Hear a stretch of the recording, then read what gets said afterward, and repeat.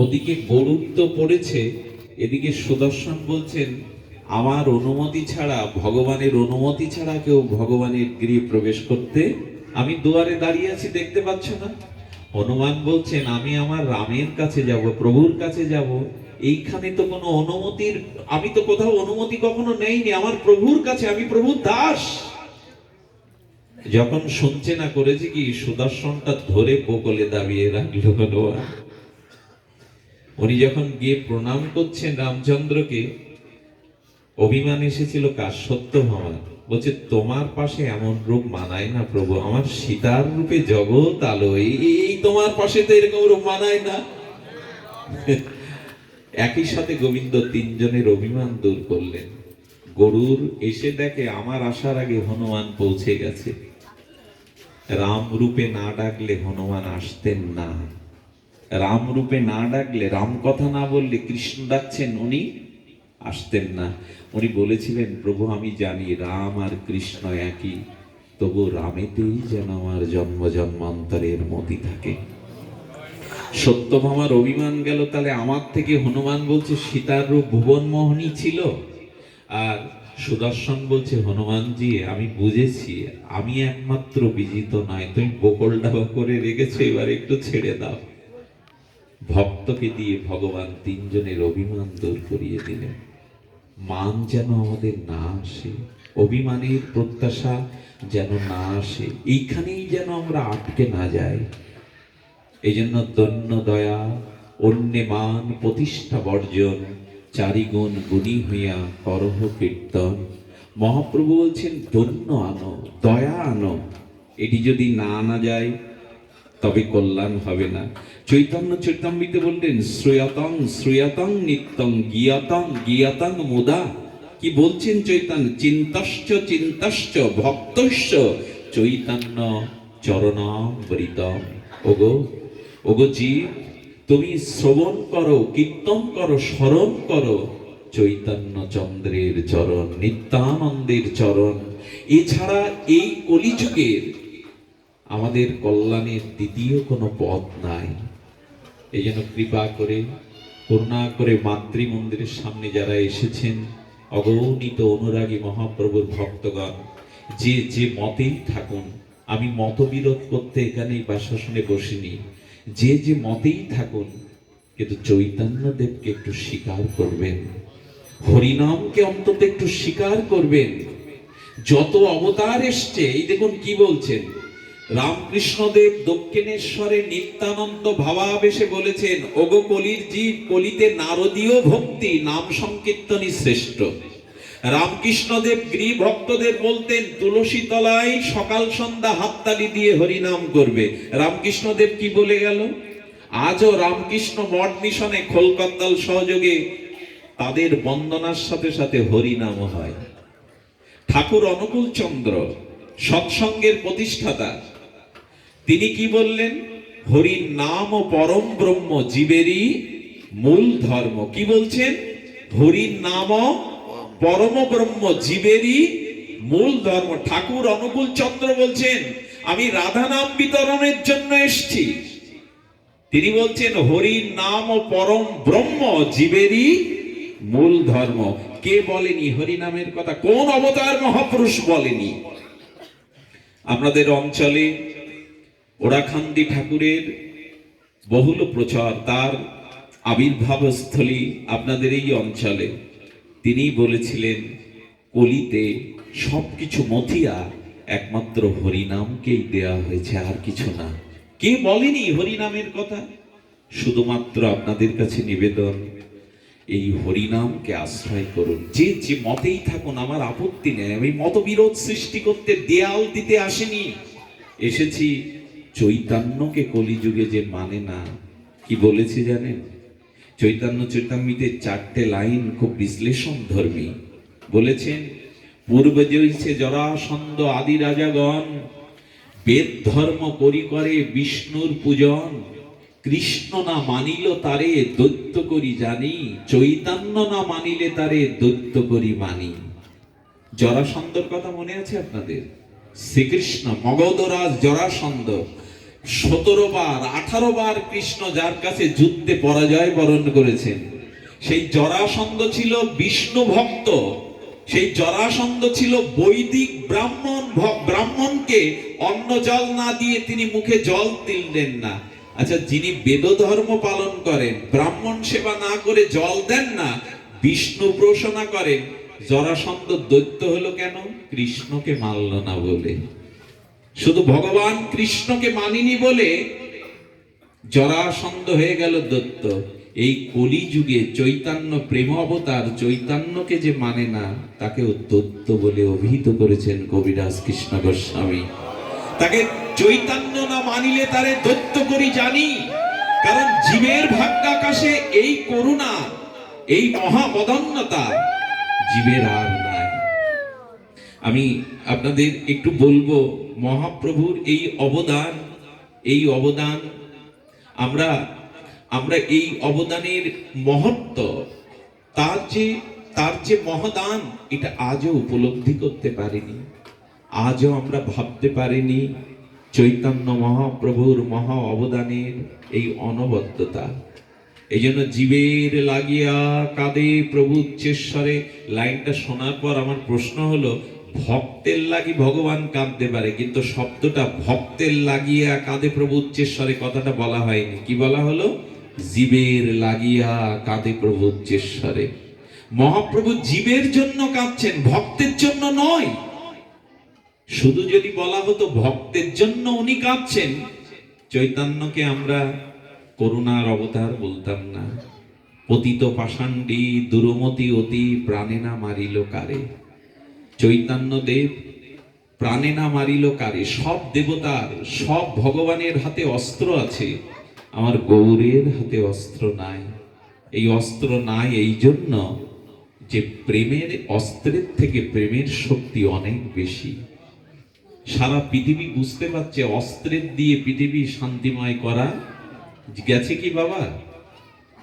America Iraq আক্রমণের পরে তারা পৃথিবীতে বুঝতে পেরেছে 20টা বছর আফগানিস্তানে আমেরিকার সেনা যখন চলে যায়, বিশ্ব যারা ঐতিহাসিক গবেষকগণ, রাজনৈতিক বিশ্লেষক, তারা বললে এই যুগে অস্ত্রের দ্বারা শান্তি প্রতিষ্ঠা করা আদৌ সম্ভব না। এই জন্য চৈতন্যদেব হাতে কোনো অস্ত্র নেননি। চৈতন্যদেব বলেছিলেন, কলিতে একমাত্র হরিনাম আর প্রেমকে আশ্রয় করো। যদি বলেন এটা দুর্বলতা, দুর্বলতা না। কাজীর লোক এসে খোল ভেঙে দিয়ে গেল, হরিনাম চলছে তো কাজীর লোক এলো, চাঁদ কাজীর লোক এসে বলছেন হিন্দুদের হরিনাম আজ থেকে বন্ধ। খোল এতটা ভেঙেছিল, ওই জায়গাটার নাম হয় খোল ভাঙা ডাঙা, এখনো আছে। বলল কাল থেকে তোমাদের ঘরে ঘরে হরিনাম বন্ধ। আজকে তোমাদের নিষেধ করে গেলাম, খোল ভেঙে গেলাম, কাল থেকে কিন্তু তোমাদের জাতি ধর্মকে বিনষ্ট করব, প্রাণদণ্ড দেব কাজী। মহাপ্রভুকে গিয়ে বলছেন, প্রভু অনুমতি দাও, নবদ্বীপ ছেড়ে তোমার সংকীর্তন যদি না থাকে আমরা বাঁচবো না। প্রভু অনুমতি দাও, আমরা চলে যাই, এই দেশ ছেড়ে আমরা অন্য জায়গায় চলে যাই। মহাপ্রভু পারতেন না, স্বয়ং ভগবান পারতেন না কাজী দলন করতে? যিনি স্বয়ং ভগবান, তিনি আদেশ দিলেন মশাল জ্বালিয়ে তোমরা হাজার হাজার ভক্ত খোল কত্তাল সহযোগে এসো, আমি তোমাদের সামনে দাঁড়াবো। 24 বছরের নিমাই পণ্ডিত শুধু চোখের জল ফেলেননি, তিনি এই হিন্দু জাতির জন্য যা করে গেছেন কোন ঐতিহাসিক অবতার মহাপুরুষ তা করে যায়নি। ব্রাহ্মণ চণ্ডালকেও কোলাকুলি করিয়েছেন। ওই সময় এই কথাটা ভাবা যেত না। জাতির এতটা উদ্ধত্ততা ছিল, জাতিভেদ প্রথা সমস্ত সমাজকে ধ্বংস করেছিল। সুবুদ্ধি রায়ের মতো রাজা, গৌড়ের এক সময় রাজা ছিলেন সুবুদ্ধি রায়। হোসেন শাহ পুকুর কাটতে, হোসেন শাহ তখন ওনার কর্মচারী, এটা পুকুর কাটার টাকা দিলেন, পুকুরের টাকা মেরে দিলেন, চাবুকের বাড়ি মারলেন। লোকের উপকারের জন্য, মানুষের কল্যাণের জন্য অর্থ মেরেছ। সুবুদ্ধি রায় চাবুকের বাড়ি মারলেন। জামা খুলতে গিয়ে বেগম বলল, আমি এর প্রতিশোধ একদিন নেবই। ষড়যন্ত্র করে সুবুদ্ধিকে রাজক্ষমতা থেকে সরিয়ে দিয়ে হোসেন শাহ ক্ষমতায় বসলো। ওর স্ত্রী তখন বলছেন, ওকে ধরে আনো সুবুদ্দিকে, ধরে আনার পরে ওকে মৃত্যুদণ্ড দাও আমার সামনে। সনাতন ছিলেন তখন দবির খাস সাকর মল্লিক, চিন্তা করলেন ওকে প্রাণও বাঁচানো দরকার। রানীকে বলছেন, আপনি একেবারে মেরে কি করবেন, ও তো মরেই যাবে, ও জাতিচ্যুত করে দেন, ওকে মুসলমানের করোয়ার জল খাইয়ে জবন করে দেন, সারা জীবন ধুকে ধুকে মরবে, মানে বাঁচিয়ে রাখার উপায় করলেন। করোয়া মানে বদনার জল খাবিয়ে জাতিচ্যুত করা হলো। সমাজে সুবুদ্ধি রাজা, তাকে কেউ স্থান দিল না। দুর্দুর সমাজের এরকম দুর্দশা ছিল চৈতন্য, প্রাক চৈতন্য সময়ে। উনি কাশীর পণ্ডিতকে গিয়ে বললেন, আমি করোয়ার জল পান করে ধর্মত্যাগ, আমাকে বাধ্য করা হয়েছে, আমাকে প্রায়শ্চিত্তের বিধান দিন। কাশীর পণ্ডিতরা বলল, 1 কেজি 1 সের তপ্ত ঘৃত খেয়ে আত্মহত্যা করাই হলো তোমার প্রায়শ্চিত্র। বাহ বাবা, মানুষটা যদি মরেই গেল তো প্রায়শ্চিত্র কোথায়? কি বিধান দিল কাশীর পণ্ডিতরা, তপ্ত ঘৃত খেয়ে প্রাণ ছাড়ো। চিন্তা করলেন, আমার মতো অবহেলিত চ্যুত ব্যক্তির জন্য একজন এসেছিল, শ্রীকৃষ্ণ চৈতন্য মহাপ্রভু। উনি কাশীতে ছুটে এসে বলছেন, প্রভু এই বিধান দিয়েছে কাশীর পণ্ডিত। চৈতন্যদেব বললেন, উঠো উঠো সুবুদ্ধি, আমি তোমাকে বিধান দিচ্ছি, ঘি খেয়ে, তপ্ত ঘি খেয়ে প্রাণ বিসর্জন দিতে হবে না। এক কৃষ্ণ নামে সমস্ত পাপ যাবে। এই মহাপ্রভু বিধান দিচ্ছেন, এক কৃষ্ণ নামে সমস্ত পাপ যাবে, আর কৃষ্ণ নাম লইতে প্রেম উপজিবে। ওগো সুবুদ্ধি, বৃন্দাবনে যাও, গিয়ে একবার কৃষ্ণ বললে সব দোষ পাপ যাবে, প্রায়শ্চিত্ত হবে। আর কৃষ্ণ বললে কৃষ্ণ চরণে প্রেম পাবে, চলে যাও। মহাপ্রভুর কৃপাটি দেখুন, রাজা হয়ে বৃন্দাবন তখন জঙ্গলাকীর্ণ, মাঠে কাঠ কেটে, জঙ্গলে কাঠ কেটে মথুরায় বিক্রি করে যদি 10 আনা পায়, তাহলে 10 আনা থেকে অর্ধেক, 4 আনা থেকে অর্ধেক নিজের জন্য কিছু খায় আর জমিয়ে রাখে। বৃন্দাবনে যদি কোনো কেউ আসে কাঙাল ভক্ত, তাকে সেবা করবার জন্য, একজন রাজামা কাঠ বইছে মথুরার বাজারে বিক্রি করে ছেঁড়া কাঁথায় দিয়ে হরিনাম করছে। এই হলো মহাপ্রভুর কৃপা। সেই মহাপ্রভু বলছেন, না, কৃষ্ণ নাম করলে জাতি ধর্ম নির্বিশেষে উনি সকলকে নিয়ে খোলকত্তাল সহযোগে নিয়ে গেলেন। সেদিন কি হয়েছিল বাবা, কাজী মহাপ্রভুর চরণে লুটিয়ে পড়ে বলেছিল, নিমাই নিমাই, কি ঘটেছে জানো? বললেন, কি ঘটেছে বলুন। আমার যে সৈন্যরা খোল ভেঙেছিল, তোমার কৃষ্ণ নামকারী ভক্তদের গায়ে হাত দিয়েছিল, তারা তারা সমস্ত রাত ঘুমাতে পারেনি। তারা বলছেন, আমরা এই চাকরি করব না। কারণ কেন? বললেন, আমরা যতবার মুখে কোনো শব্দ আনতে যাচ্ছি, আমাদের মুখে কৃষ্ণ, হরে কৃষ্ণ শব্দ চলে আসছে। আমাদের মুখে হরে কৃষ্ণ, আমরা এই নামটা নিতে চাইছি না। সঙ্গে সঙ্গে বলছেন, আমরা অস্ত্র ধরতে পারছি না। ওই লক্ষ লক্ষ মিছিল নিয়ে এই প্রথম মনিয়ায় গণ আন্দোলনের মিছিল মহাপ্রভু করেছিলেন হরিনাম রক্ষার্থে। মহাপ্রভু ভীরু ছিলেন না, মহাপ্রভু পিছিয়ে যাওয়া ছিলেন না, সিংহ ছিলেন উনি। সমস্ত কাজীর সমস্ত দরবারকে, সমস্ত ফুলের বাগানকে, টোটাকে ভেঙে মহাপ্রভু যখন গেলেন, তখন ভয়ে কাঁপছেন। নিমাই নিমাই, কাল ভোরে আমি স্বপ্ন দেখলাম, অর্ধেকটা সিংহ অর্ধেকটা মানুষ আমার বুকের ওপরে দিয়ে নখ ছিঁড়ে বলছে, তুই আমার খোল ভেঙেছিস, হরিনামকে আঘাত করেছিস, আমি তোকে বাঁচিয়ে রাখবো না, আমি বাঁচিয়ে রাখবো না। কিন্তু নিমাই, আমি হঠাৎ করে নিমাই বলে ডেকে উঠলে আমার বুক থেকে যেন পাথর নেমে গেল, আমার স্বপ্ন ভেঙে গেল। আসলে নৃসিংহদেব এসেছিলেন। নিমাই বললেন, আমাকে যদি ভাগ্নে বলে ডেকে থাকো, তবে আমার কথা নাও, আমার কথা নাও। বললেন, কথা বলা লাগবে না নিমাই, আজ থেকে আমি, আমার বংশের সকলেই তোমার হরিনামকে আর তোমাকে আমি স্বীকার করে নিলাম। নিমাই, আজ থেকে কেউ আর হরিনামে বাধা দেবে না। আমার বংশের যারা আমি লিখে দিয়ে গেলাম, তারাও নিমাই তোমার নাম আর সংকীর্তনকে মূল্যায়ন করবে। 500 বছর আগে বিনা অস্ত্রে বিনা রক্তপাতে রাজ শাসনের সামনে মহাপ্রভু হরিনাম বেদ দিয়ে জয় করেছিলেন জগৎ। বলুন, বিনা রক্তপাতে কি ঘটেছিল জানেন? কাজী নিমাইকে বলেছিল, নিমাই আমার গোর বা কবর দেবে যেখানে, সেখানে তুমি হাতে করে কোনো ফুলের চারা রোপণ করে দিও নিমাই, আমি যেন মৃত্যুর পরেও তোমার ছায়া থাকতে পারি, তোমার প্রেমে। আমি আল্লাহকে দেখিনি, কিন্তু আমার মনে হয় আমরা যাকে আল্লাহ বলি তুমি সেই এসেছো। এত প্রেম কারো থাকে না। এই প্রেম ধর্ম মহাপ্রভুর শুনলে অবাক হবেন। 550 বছর ধরে একটা চাপা ফুল গাছ সেই কাজীর সমাধির উপর আলোকিত করে এখনো ফুলগুলো ঝরে ঝরে পড়ে আর জগৎকে জানায় মহাপ্রভুর কৃপা। প্রেম ছাড়া মহাপ্রভু হরিনাম আর প্রেমেই জগৎকে শুধু ডোবাননি, এই আসরিক প্রবলতাকে। এই জন্য মহাপ্রভুর ভক্তদের ভিতরে এত দৈন্য, এত করুণা। বেশি সময় নেব না, নাম যজ্ঞের অধিবাসে অন্তত একটু নাম তত্ত্ব, একটু ভক্ত তত্ত্ব আস্বাদন হতে হয়, যাতে পরিপূর্ণতা পায়। মহাপ্রভুর আরেকজন অন্যতম ভক্ত ছিলেন নামাচার্য হরিদাস ঠাকুর। বাবা, এই দেখুন চৈতন্যের আদর্শ, এই দেখুন চৈতন্য ভক্তের আদর্শ। মহাপ্রভু সন্ন্যাস নেওয়ার পরে শান্তিপুরে এসে এবার চলে যাবেন। বাবা লক্ষ্য করুন, সন্ন্যাস নিয়ে মহাপ্রভু চিরদিনের মতো শান্তিপুর থেকে, অদ্বৈত ভবন থেকে উনি চলে যাবেন। হরিদাস পেছনে এসে দাঁড়িয়েছে। হরিদাস কখনো মহাপ্রভুর সামনে দাঁড়াতেন নেই। দেখুন আমাদের কি শিক্ষা দিয়ে গেল। হরিদাস সামনে এসো, প্রভু যবন কুলে প্রতিপালিত হয়েছি, তোমার সম্মুখে যাওয়ার তো কোনো অধিকার নাই। ব্রহ্ম হরিদাস, যিনি ব্রহ্মার অবতার হরিদাস, তিনি বলছেন, প্রভুকে হাত জোর করে বলছেন, লীলাচলে চলিলে তুমি মোর কোন গতি, লীলাচলে যাইতে মোর নাহিক শকতি।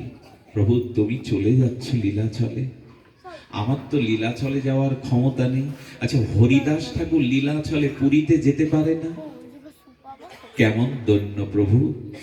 লীলাচলে চলিলে মোর কোন গতি, লীলাচলে যাইতে মোর নাহিক শকতি।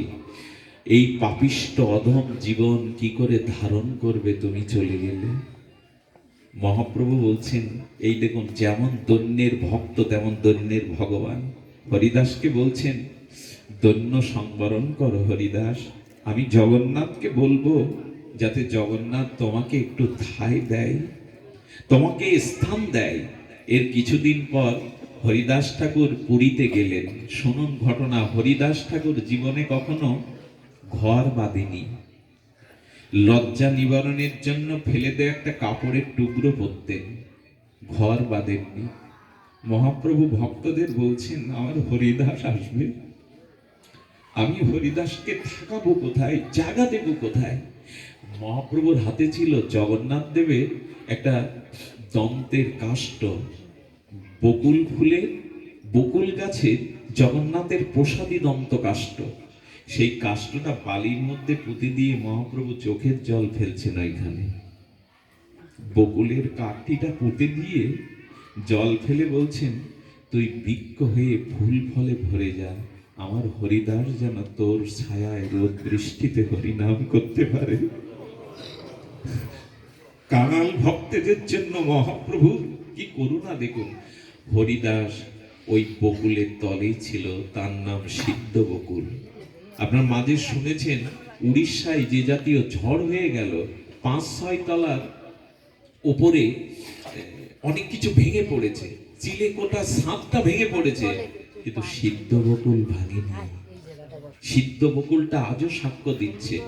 মহাপ্রভু বলছেন, হরিদাস তুমি এখানে থাকো, আমি প্রসাদ তোমার জন্য পাঠিয়ে দেব।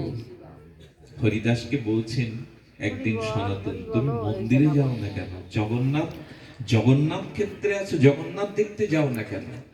হরিদাস ঠাকুর বলছেন, আমি তো অধম পামর অস্পৃশ্য, আমি যদি জগন্নাথ মন্দিরে যাই, জগন্নাথের যে সেবকরা পূজার দ্রব্য নিয়ে ঘোরাফেরা করছে, আমার অঙ্গের ছোঁয়া বাতাস লাগলে ওটা অপবিত্র হবে, তাই আমি মন্দিরে যাই না। বাবা ব্রহ্ম হরিদাস হয়ে এসছেন, ব্রহ্মা, তিনি বলছেন এই কথা, আমি অস্পৃশ্য। মহাপ্রভু এসেছেন। এখানে একটা অপূর্ব দৃষ্টান্ত দেখুন। আচ্ছা, নদী সাগরের কাছে যায় না সাগর নদীর কাছে আসে? নদী সাগরের কাছে যায়। নদী ধারণ করবে কি করে সাগর যদি আসে? মহাপ্রভু বলছেন হরিদাসের মতো যাদের দৈন্য আছে, চোখে জল আসে, নিরভিমান আসে, ভগবান বলছে হরিদাস, আমি প্রতিদিন জগন্নাথ দর্শন করে, আমি সাগরে স্নান করে তোমার কাছে আমি আসবো, তোমাকে আসতে হবে না, তুমি তো জগন্নাথের কাছে যাও না।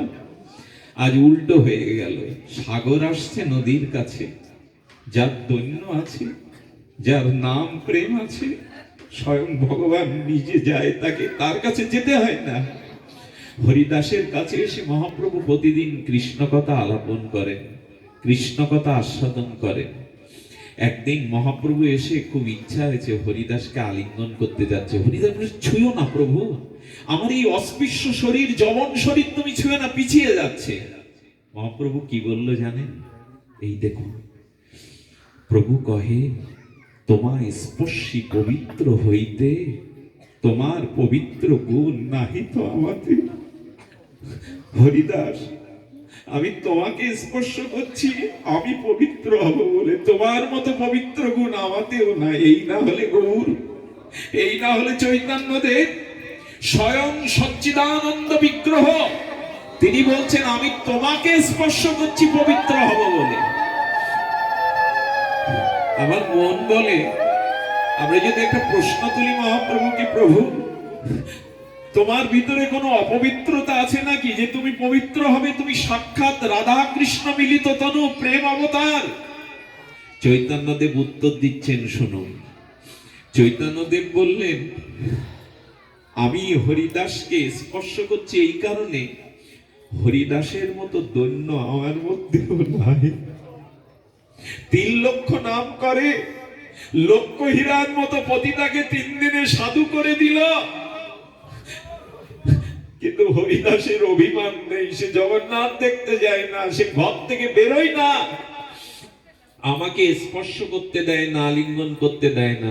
হরিদাস, আমি সন্ন্যাস নেওয়ার পরে আমার নাম হয়েছে শ্রীকৃষ্ণ চৈতন্য, কিন্তু তুমি নাম বদলাওনি, অথচ আমার আগের সন্ন্যাসী তুমি। তোমার ঘর নেই, স্ত্রী নেই, পুত্র নেই, এক হরিনাম ব্যতীত, চৈতন্য চরণ ব্যতীত তোমার মতো দৈন্য কেউ নাই। আসো হরিদাস, প্রভু আমাকে ছুঁয়ো না, আমি অস্পৃশ্য। আচ্ছা, প্রভু বলছেন কেন যে তোমার পবিত্র গুণ নাহি তো আমাতে? এ কথা কেন? মহাপ্রভু বলছেন, যে ভক্ত আমার ভজন করে অথচ আমার কাছে কিছু চাই না, আমি তাকে দিতে চাইলেও যে আমার কাছে কিছু প্রার্থনা করে না, ওই ভক্তের কাছে আমি ঋণী হয়ে যাই। আর মহাজন দেখলে ঋণগ্রস্ত ব্যক্তি একটু অপরাধী বোধ করে। সারা জীবন হরিদাস কিছু চায়নি, দৈন্য কাঙাল হয়ে গাছতলায় বসে বসে নাম করে, আমি পাঠিয়ে দিলে প্রসাদ পাই, জীবনে কখনো কিছু চাইনি, আমি তো ঋণী ওর কাছে। হরিদাসকে বলছেন, হরিদাস সারাক্ষণ করো তুমি চারি বেদ অধ্যয়ন। হরিদাস কোনোদিন বেদই পড়েনি, স্কুলে যায়নি। সারাক্ষণ করো তুমি চারি বেদ অধ্যয়ন, দ্বিজনাসী হইতে তুমি পরম পাবন। মহাপ্রভু সিদ্ধান্ত দিলেন, যারা দৈন্য আত্মীতে নিরহংকারে হরিনাম করে, অভিমান নেই, বললেন চারি বেদ তার পড়া হয়ে যায় হরিনামের মধ্যে দিয়ে, সে ব্রাহ্মণের থেকে, সন্ন্যাসীর থেকে শ্রেষ্ঠ।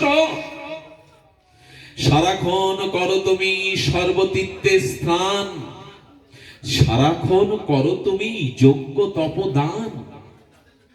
কৃষ্ণকে দাড়ির এপাশে রেখেছে, আর নারদ বলছে, সত্যভামা কিনে নাও কৃষ্ণকে, দাড়ির এই পাশে সোনা গহনা রাখো, সিন্দুক খুলে দিয়ে, রাজভান্ডার খুলে দিয়ে যত গয়না দেয় কৃষ্ণর দাড়ি ওঠে না। সত্যভামা বলছেন, নারদ তুমি তো প্রভুর ভক্ত, প্রভুকে সোনা দানা হাজার হাজার মন দিলেও প্রভুর দাড়ি উঠছে না, একটা উপায় বলতে পারো? রুক্মিণী এক কাজ করো, সত্যভামা এক কাজ করো, সোনা দায়না সরিয়ে নাও, নিয়ে চোখের জলে তুলসী পাতায় কৃষ্ণ নাম লিখে দাড়ির এপাশে দাও। যেই দিল কৃষ্ণ উঁচু হয়ে গেল, কৃষ্ণ বিক্রি হয়ে গেল নামের কাছে। নাম নামীর থেকেও বড়, নামী নামী থেকে বড় নাম, সে কথাই বলেছেন আমার থেকে আমার নাম বড়। হরিদাস সেই নাম আশ্রয় করে আছে, তাই বলছেন তুমি চারিক্ষণ বেদাধ্যয়ন করো, সর্বতীর্থে স্নান করো। কি অবাক কাণ্ড!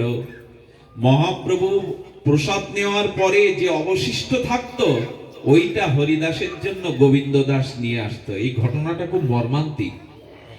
মহাপ্রভু প্রসাদ পাওয়ার পরে যেটুকু থাকতো, মহাপ্রভুর একান্ত অঙ্গসেবক দাস গোবিন্দ দাস প্রসাদটা মাথায় করে প্রসাদ আনার পরে দেখছে হরিদাস ঠাকুর বিদ্ধ হয়েছে, তো বসে বসে হরিনাম করছে, মৃদু মৃদু করে বলছেন, গোবিন্দ আজ আর প্রসাদ পাওয়া হবে না, তুমি প্রসাদটা একটু নিচু করো।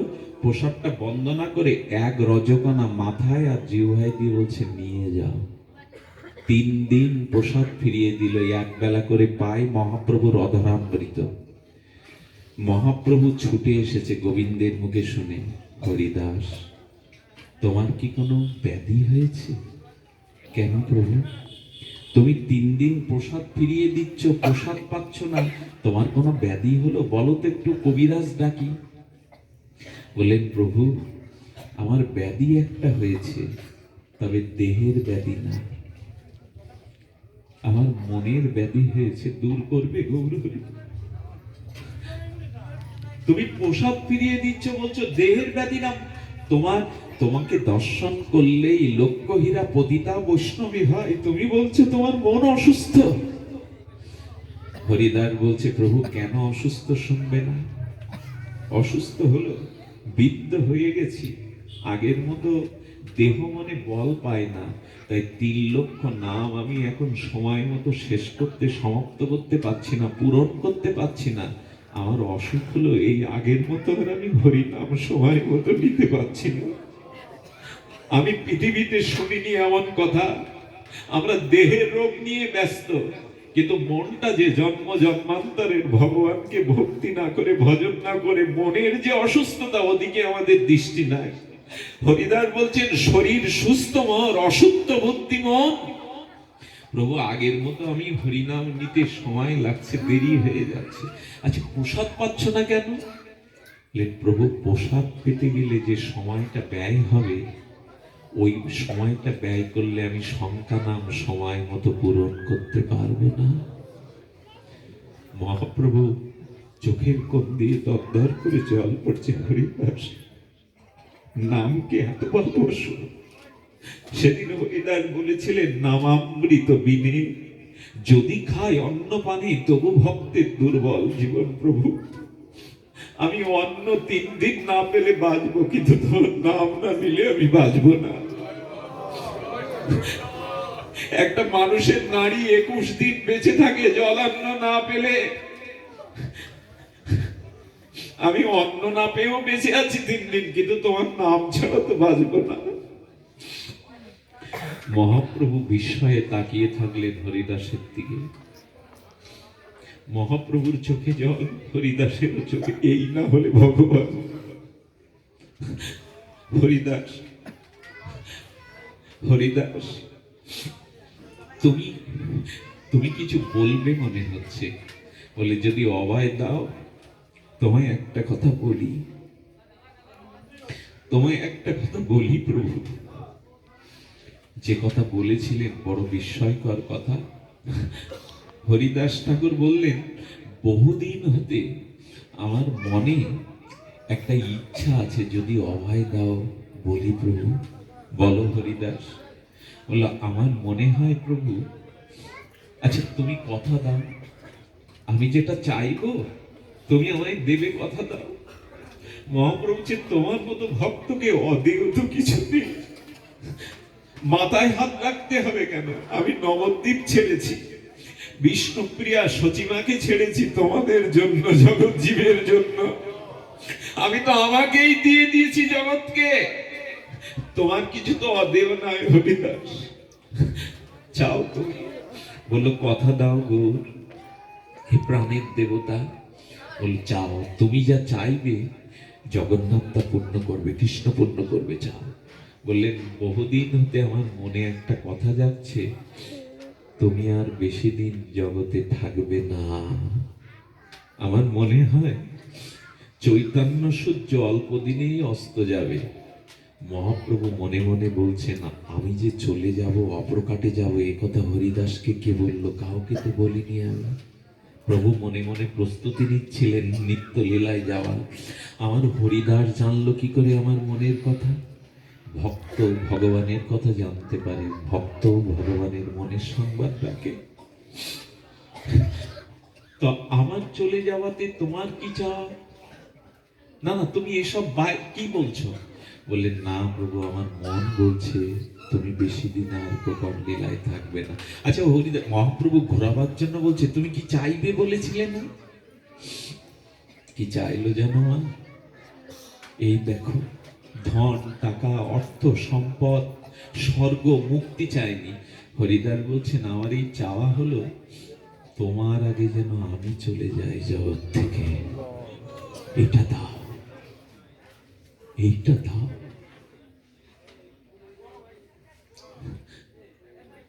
মহাপ্রভু স্তম্ভিত, বললেন, তোমার আগে যেন আমার শরীরটা পারে, মানে পড়ে যায়। মহাপ্রভু বলছেন, কি যাতা বলছো হরিদাস? আমি যাব, আমার যাওয়ার আগে তুমি যাবে? বললে, হ্যাঁ প্রভু, তুমি যেদিন নবদ্বীপের ভাগ্যাকাশ থেকে অস্ত হবে, সেদিন সেই অভিশপ্ত দিনে আমি জগতে থাকতে চাই না। আনন্দের হাট ভেঙে যাবে, প্রেমের তরঙ্গ ভেঙে যাবে, সমস্ত লীলাচলের আকাশে অন্ধকার নেমে আসবে, জগন্নাথের প্রদীপ নিভে যাবে, সমস্ত ভক্ত হা গৌর বলে হাহাকার করবে। অভিশাপ দিন আমি দেখতে চাই না, ওই অভিশাপ দিন আমি দেখতে চাই না। কথা দাও গৌর, আমি যেন তোমার আগে যেতে পারি। বাবা, একেই বলে ভালোবাসা। এই জগতে নরনারীর মধ্যে, রাস্তাঘাটে, গঙ্গার তীরে, আকাশে বাকাশে যে পরিচ্ছিন্ন আকারে ভালোবাসা আছে, একে প্রেম বলে না, একে কাম বলে। ভালোবাসা একটাই, যদি ভগবানকে নিজের সর্বস্ব দিয়ে তাকে সুখী করা যায়। ভক্তের চাওয়া দেখুন, হরিদাসের পিতা নাই, মাতা নাই, সংসার নাই, এক গৌর আত্মার নাম। তুমি যেদিন চলে যাবে, সেই অভিশাপের অন্ধকার দিনে, হাহাকারের দিন আমি দেখতে চাই না। কথা দাও, আমি যেন তোমার আগে যেতে পারি। মহাপ্রভু ঘোরানোর জন্য বলছেন, আমাকে বলছো কেন এইসব কথা? ওটা জগন্নাথ ভগবানই জানেন, কৃষ্ণই জানেন, আমি ও কথা জানি না। মনে মনে বললেন, ছলনা করো না তুমি। আচ্ছা হরিদাস, আর কিছু চাইবে? আমি চলে যাব। মহাপ্রভু শুনতে চাইছেন না। কারণ কি জানেন? কারণ সতী নারী পতি চলে গেলে বেশি দিন বাঁচতে চায় না। মহাপ্রভু বললেন, তুমি আমার আগে গেলেও আমি তো তোমার পিছনে যাব, ভক্ত ছাড়াও যে আমি থাকি না। হরিদাস, আর কি চাই? বলেন, আর একটা ইচ্ছা, দুটো চাওয়া। জীবনে তো কখনো চাইবার মতো যোগ্যতা নাই, অধিকারও নাই। আর একটা চাওয়া হলো, আমি যখন যাব, আমার শরীরটা যখন যাবে, তুমি আমার সম্মুখে একটু দাঁড়াবে তো। এই বিশ্ব ব্রহ্মাণ্ডে আমি তোমার চরণ দুখানা বুকে ধরে, আমার নয়ন রূপ ভৃঙ্গ, তোমার বদন রূপ কমলের অমৃত মধু আস্বাদন করতে করতে আমি যেতে চাই। এই ইচ্ছা পূর্ণ করো গো।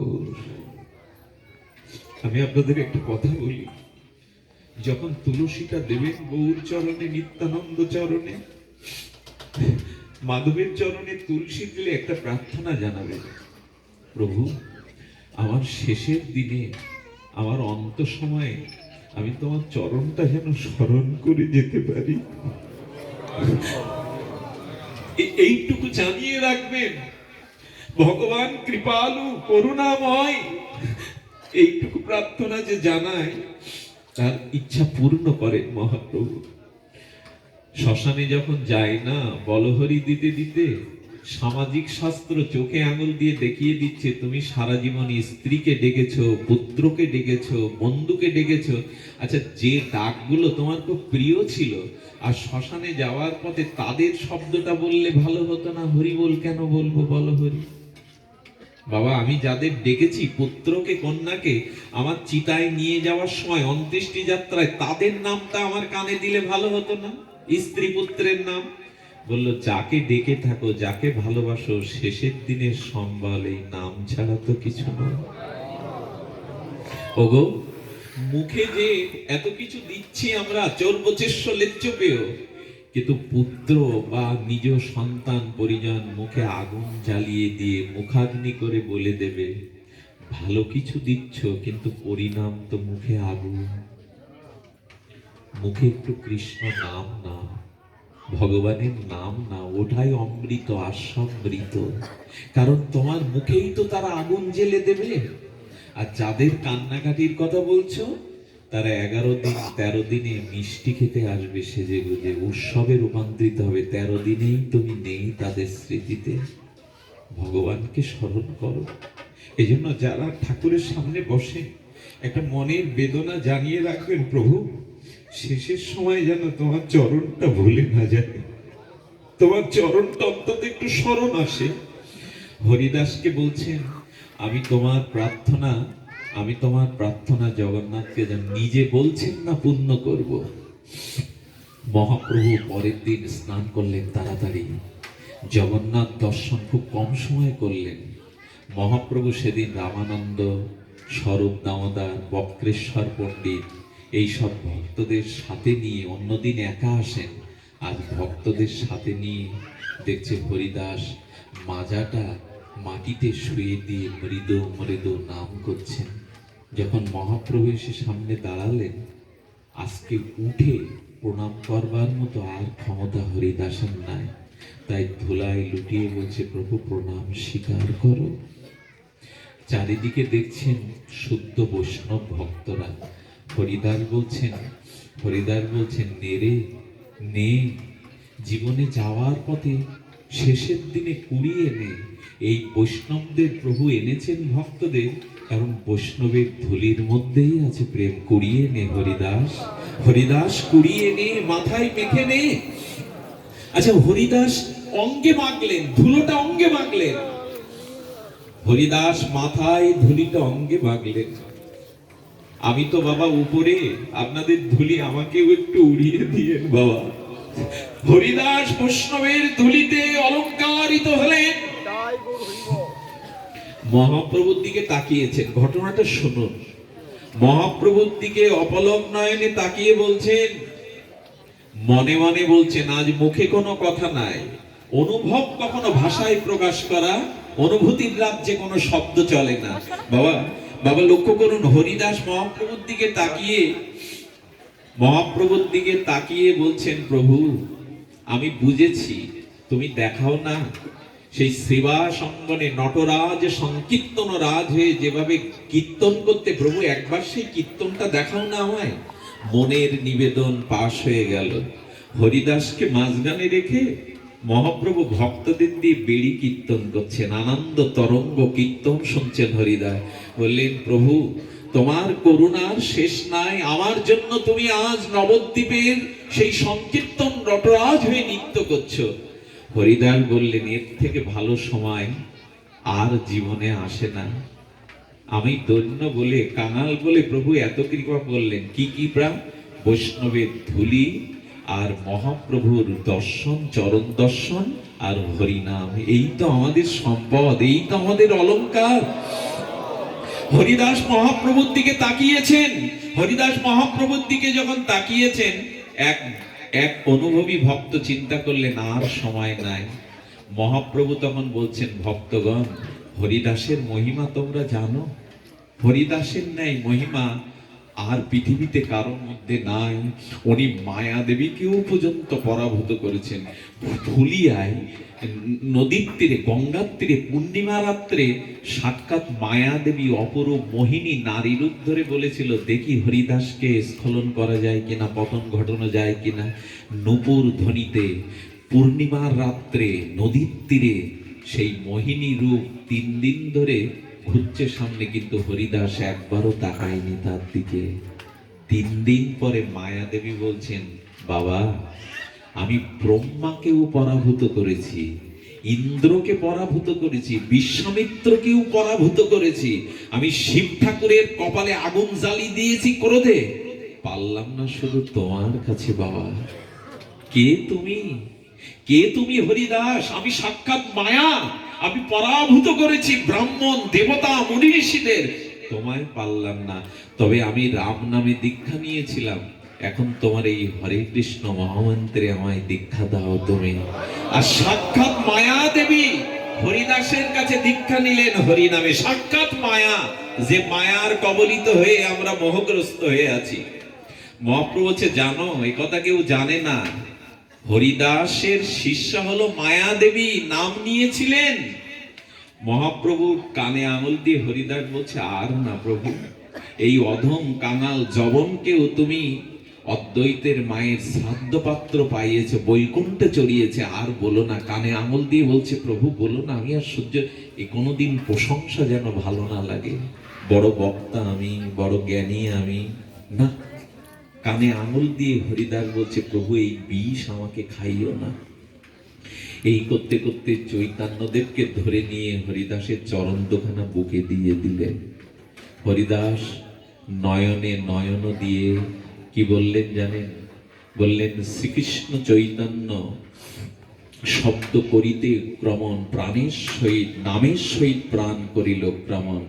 শ্রীকৃষ্ণ চৈতন্য, শ্রীকৃষ্ণ আচ্ছা, সারা জীবন হরে কৃষ্ণ কৃষ্ণ কৃষ্ণ হরে হরে, শেষের সময় কেন বললেন যেন শ্রীকৃষ্ণ চৈতন্য বলিতে বারবার নামের সহিত প্রাণ উৎক্রমণ করলেন কেন?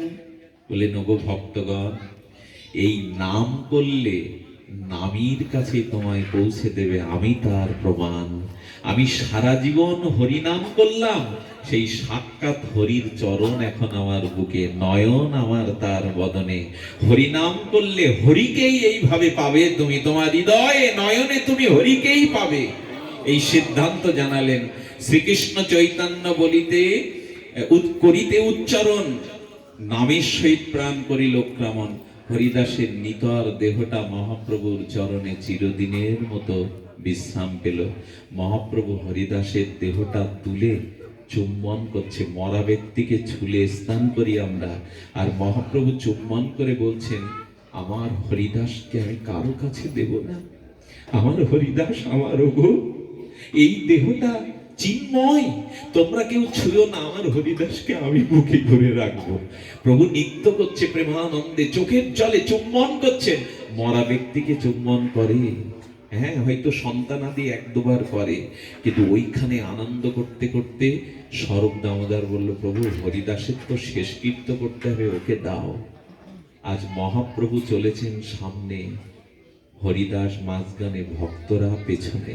আহা, পুরীর স্বর্গদ্বারে যখন তুলবে, মহাপ্রভু বললেন, আমার হরিদাসকে যখন তুলবে, তখন হঠাৎ করে মহাপ্রভু বলছেন, 1 মিনিট রাখো তো এখানে। কেন জানেন? যে সিদ্ধ বকুলের তলায় হরিদাস নাম করত, ও মহাপ্রভুকে বলছে, প্রভু আমি তো আর নাম শুনতে পাবো না, আমার তলে বসেই তো ঠাকুর 3 লক্ষ নাম করত, আমি কি দেব ঠাকুরকে? বকুল পাতা থেকে কয়েক ফোঁটা জল আর কয়েকটা ফুল ঝরে পড়লো হরিদাসের গায়ে। ওগো ঠাকুর, তুমি আমার তলে বসে যে নাম শোনাতে আমি শুনতে পাবো না, আমি বৃক্ষ হয়ে জন্মেছিলাম, কিন্তু আমার চোখের জল আর 2টো ফুল তুমি অর্ঘ্য নাও প্রভু। যদি কোনোদিন বৃক্ষ হই, যেন তোমার মতো কৃষ্ণ ভক্ত আমার ছায়ায় বসে আমাকে নাম শোনায়। সমুদ্র শা শা করে বইছে, সমুদ্রের গর্জন যেন আজ বেশি শা শা করে বইছে। সমুদ্র বলছে, ঠাকুর হরিদাস, আমার তীরে বসে কেউ তো আর এমন করে মধুর নাম শোনাবে না। তাই সমুদ্রও যেন হাঁকার করে তরঙ্গ দিয়ে হরিদাসকে শোক জানাচ্ছে। মহাপ্রভু হরিদাসের দেহটা ধুচ্ছে আর বলছে, সমুদ্র তুই তীর্থ, কিন্তু হরিদাসের চরণ ধৌত জল মিশে আজ তুই মহাতীর্থ হয়ে গেলি। পৃথিবীতে এত বড় সিদ্ধান্ত ইতিপূর্বে কেউ জানায়নি যে ভক্তের চরণ ধৌত জলে নদী সাগর পর্যন্ত মহাতীর্থ হয়ে যায়। মহাপ্রভু বলছেন, ভক্তগণ যদি সাক্ষাৎ কৃষ্ণ ভক্তি চাও, হরিদাসের পাদদাগ পান করো, হরিদাসের চরণ জল পান করো। ভক্তরা হরিদাসের পাদদাগ পিয়ে পিয়ে প্রেম ভক্তিতে হরিদাসকে মহাপ্রভু স্নান করালেন, গৌর কৌপিন পরালেন। বালুর সমাধির মধ্যে হরিদাসকে যখন বসিয়ে দিলেন, তখন সবাই চৈতন্যর দিকে তাকিয়ে, চৈতন্য দেবের চোখটা জল ঝরছে আর বলছে, কে বালিটা আগে দেবে? ওর তো স্ত্রী পুত্র কন্যা কেউ নেই। প্রভু যখন দুই হাত দিয়ে বালু দিতে যাবে, তখন বলছে, তোমার মুখের ওপরে আমি এই তপ্ত বালু কি করে দেব? গরম বালু। তাই মহাপ্রভু চোখের জল দিয়ে বালুগুলো ভিজিয়ে মুখের উপরে দিয়ে দিলেন হরিদাসের। এখানে সিদ্ধ রামদাস বাবাজি একটা কথা বলেছিলেন, হৃদয় ভেঙে যাওয়া কথা। কি বলেছিলেন জানেন? ভক্ত মহাপ্রভু বলছেন, ভক্তগণ, আজ হরিদাসের ইচ্ছা পূরণের দিন না, আজ আমার ইচ্ছা পূরণের দিন। আজ হরিদাসের ইচ্ছা পূরণের দিন না, আমার ইচ্ছা পূরণের দিন। কেন? আমি বহুবার হরিদাসকে কোলে নিতে গেছি, আলিঙ্গন দিতে গেছি, কোনোদিন আলিঙ্গন দিতে দেয়নি, পামর বলে, অস্পৃশ্য বলে। আজ তো হরিদাস আমায় বাধা দিতে পারবে না, তাই আমার ইচ্ছা পূর্ণ হলো হরিদাসকে বুকে নিয়ে।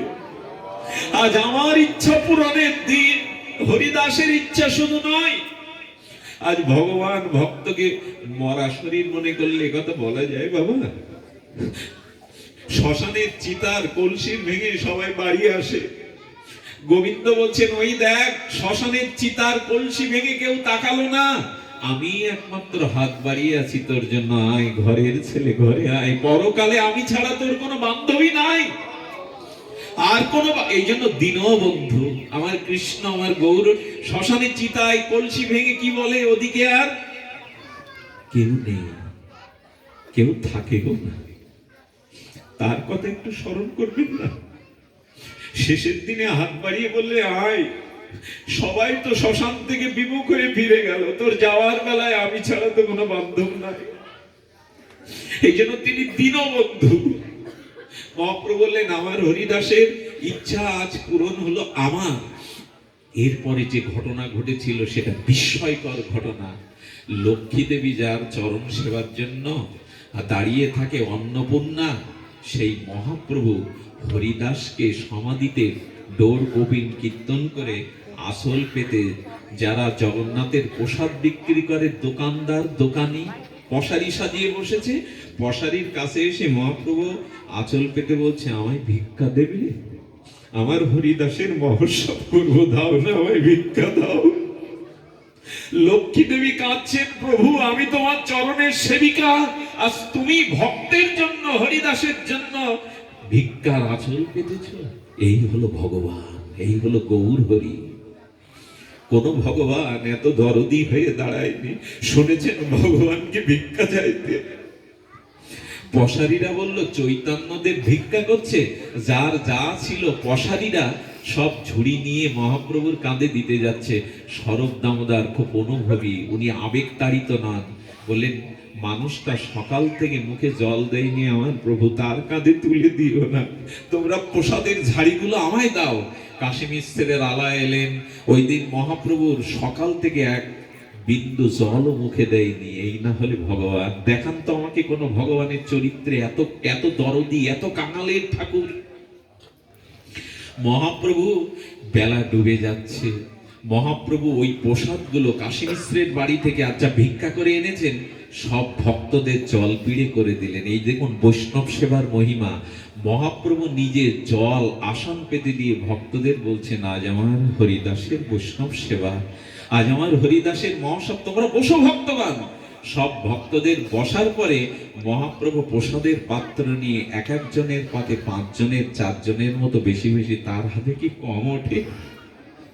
এই জন্য বাবা, মৃত্যুর পরে আত্মার কল্যাণে যদি সাধুগুরু বৈষ্ণব ভক্ত থেকে একটু মহাপ্রভুর ভোগ আর বৈষ্ণব সেবা দিতে পারেন, এটাই মহাপ্রভুর আজ্ঞা, এটাই মহাপ্রভুর বিধান, এর দ্বারা পরমাত্মা কল্যাণ প্রাপ্ত হয়।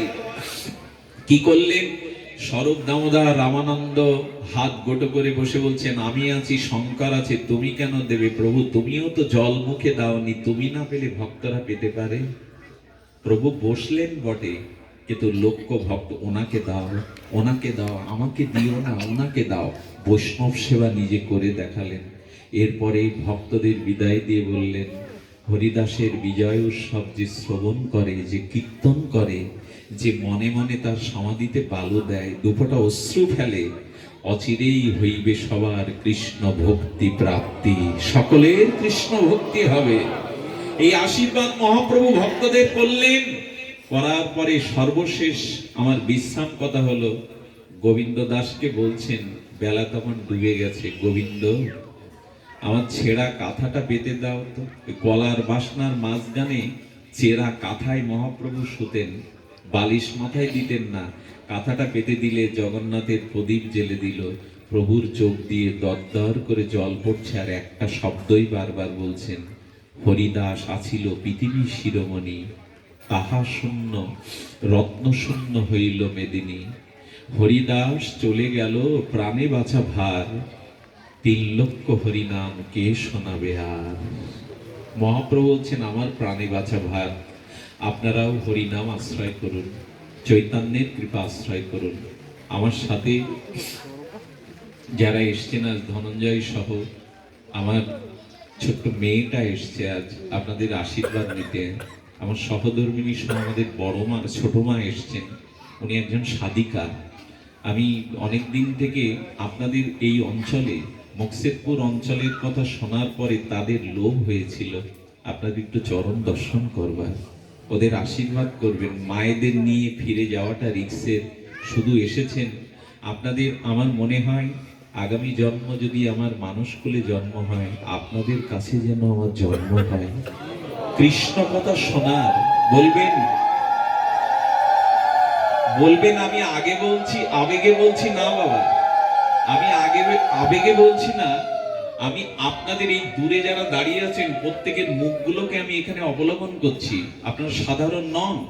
এইখানে এখন যে পরিবেশ, আমার মনে হয় যদি কেউ বলে এখন তোমায় এই ছেড়ে বৈকুণ্ঠ যেতে হবে, আমি ফিরিয়ে দেব। আমার বৈকুণ্ঠ এই, আমার তীর্থ এই।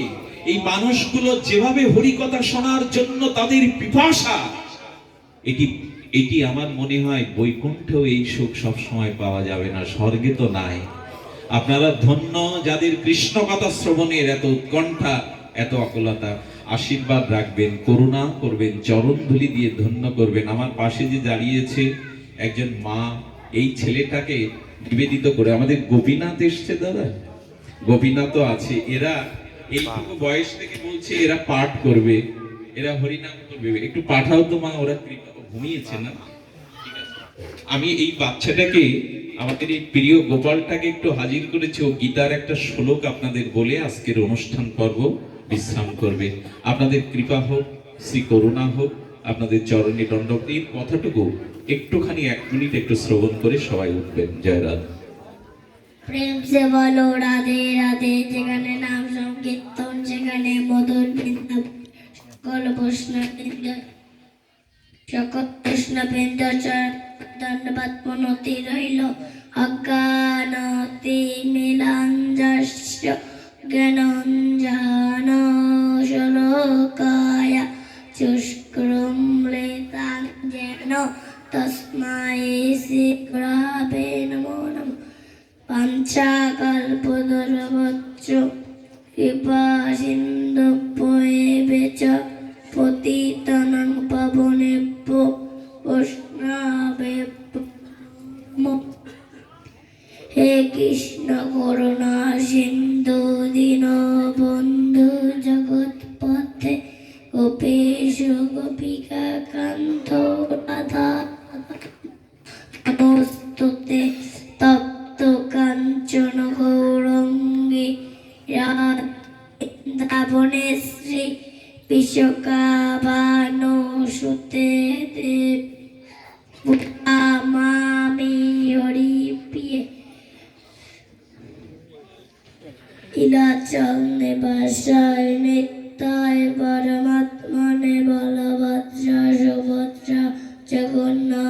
জয়তে নমঃ। সবাই হাত উঁচু করুন। জয় শ্রীকৃষ্ণ চৈতন্য প্রভু নিত্যানন্দ শ্রী অদ্বৈত গদাধর শ্রীমতি গৌর ভক্তবৃন্দ। হরে কৃষ্ণ কৃষ্ণ কৃষ্ণ হরে হরে, হরে রাম রাম হরে হরে। ওম নমঃ ভগবতে বাসুদেবায়। ওম নমঃ ভগবতে বাসুদেবায়। আমাদের মায়ের সমান সেটাই 18তে অধ্যায় 716 থেকে নাম 16 নম্বর 34 আপনাদের আমি পাঠ করে শোনাবো।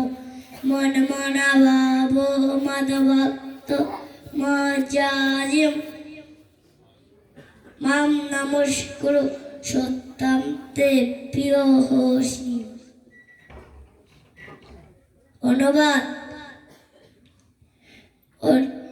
ভগবান শ্রীকৃষ্ণ অর্জুনকে বলিলেন, হে অর্জুন, আমার ভক্ত হও, আমার পূজা করো, আমি তোমায় নিঃসন্দেহতে লাভ করিবে। ওম নমঃ ভগবতে বাসুদেবায়। আজকে থেকে এই বৃন্দমঙ্গল বাবাজি একটা সত্য বৈষ্ণব, আমি একটু কই দিয়েই বিশ্রাম। জয় রাধে। সকলের চরণে প্রণাম জানিয়ে শুদ্ধ ভক্তদের কৃপা শেষ মেঘে রবীন্দ্রনাথকে আগামী দিনে আমরা একটা ওতে আস্বাদন করাবো। আজকের মতো ভাগবত এখানেই পূর্ণ বিশ্রাম। জয় শ্রী গুরু প্রেমানন্দে হরি হরি বল। জগতের মঙ্গলার্থে হরি হরি বল। সর্বজীবের মঙ্গলার্থে গৌর হরি হরি বল। জয় রাধে, জয় রাধে।